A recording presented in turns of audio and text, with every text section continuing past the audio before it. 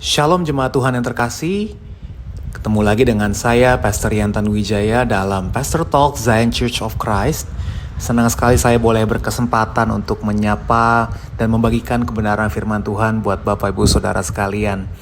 Melalui Pastor Talk ini kami berharap dengan firman yang dibagikan secara singkat bisa menemani keseharian Bapak Ibu Saudara sekalian, serta ketika Anda mendengarkan dimanapun Anda berada, Anda diberkati oleh kebenaran firman Tuhan. Hidup Anda dimerdekakan dan Roh Kudus bekerja untuk mengubah hidup saudara menjadi semakin serupa dengan Kristus.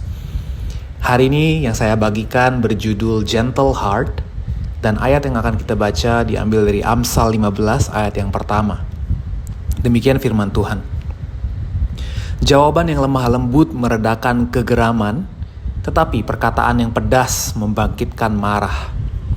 Saya ulangi sekali lagi saudara, jawaban yang lemah lembut meredakan kegeraman, tetapi perkataan yang pedas membangkitkan amarah.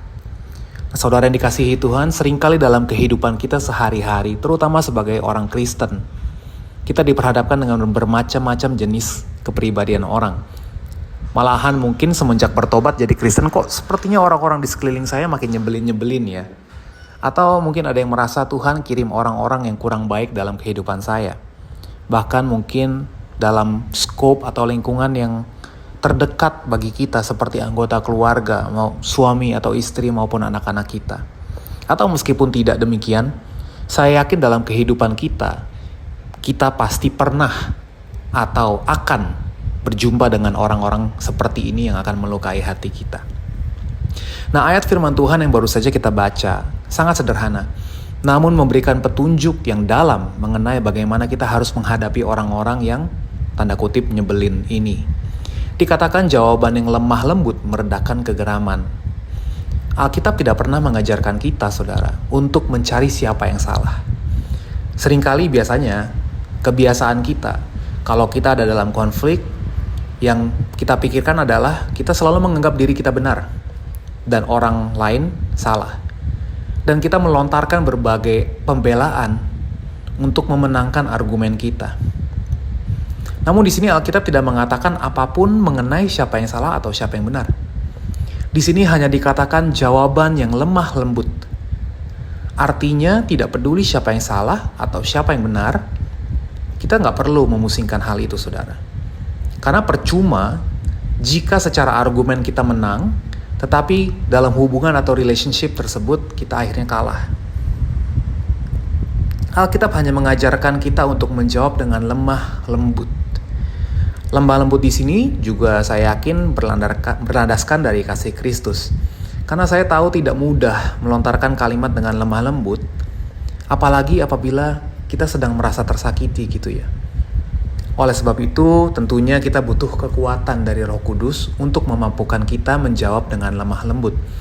Dan saya terlalu yakin dan percaya, setiap orang yang percaya, yang mendengarkan pesan firman Tuhan ini, akan dimampukan oleh Tuhan untuk menjawab dengan lemah lembut. Dan kita pasti berpikir, lawan bicara kita yang harusnya reda kegeramannya. Namun, ayat ini juga tidak mengatakan pihak mana yang harusnya reda kegeramannya. Artinya, saudara, kedua belah pihak akan reda kegeramannya apabila kita menjawab dengan lemah lembut. Baik itu diri kita sendiri maupun lawan bicara kita.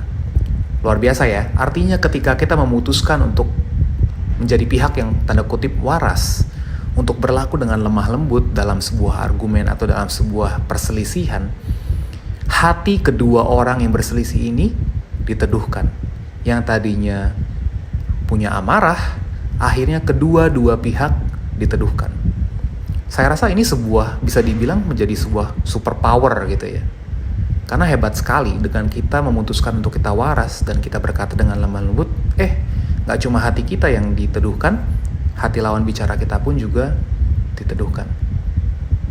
Nah, sebaliknya juga dikatakan di bagian kedua di ayat ini, sebaliknya perkataan yang pedas apabila kita terus meningkatkan tensi dalam perdebatan kita, maka amarah dari kedua belah pihak ini pun juga akan tambah bangkit dan tidak selesai-selesai.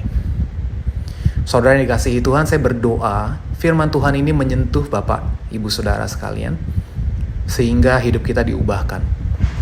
Dan cara pandang kita mengenai relationship dengan orang lain bukan hanya dari sudut pandang keuntungan apa yang bisa saya dapatkan dari orang tersebut.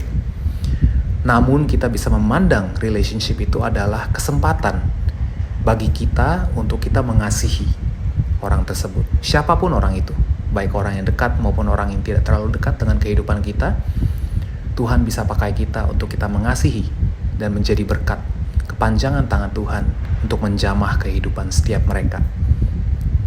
Mari kita berdoa.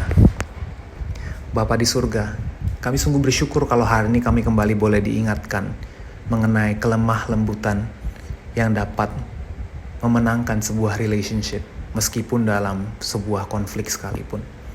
Kami tahu dalam prakteknya tidak mudah ya Tuhan.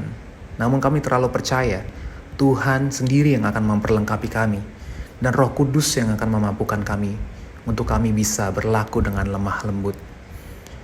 Kami rindu Tuhan Yesus hidup dalam firman Tuhan, dan kami rindu kehidupan kami dipakai terus-menerus menjadi kepanjangan tangan Tuhan untuk memberkati dan mengasihi orang-orang yang ada dalam kehidupan kami. Kami percaya tidak ada sesuatu yang kebetulan. Tuhan telah rancangkan orang-orang yang ada dalam kehidupan kami pun Tuhan yang telah tempatkan, dan tidak ada yang kebetulan. Semuanya adalah kesempatan bagi kami untuk kami boleh melayani dan mengasihi mereka. Kami menyerahkan Tuhan Yesus kehidupan kami, bahkan aktivitas kami sepanjang hari ini Tuhan Yesus ke dalam tangan-Mu. Tuhan yang jadikan segala sesuatunya berhasil. Terima kasih Tuhan Yesus, hanya di dalam nama Tuhan Yesus kami serahkan segala sesuatunya. Haleluya. Amin. Tuhan Yesus memberkati Bapak Ibu Saudara sekalian.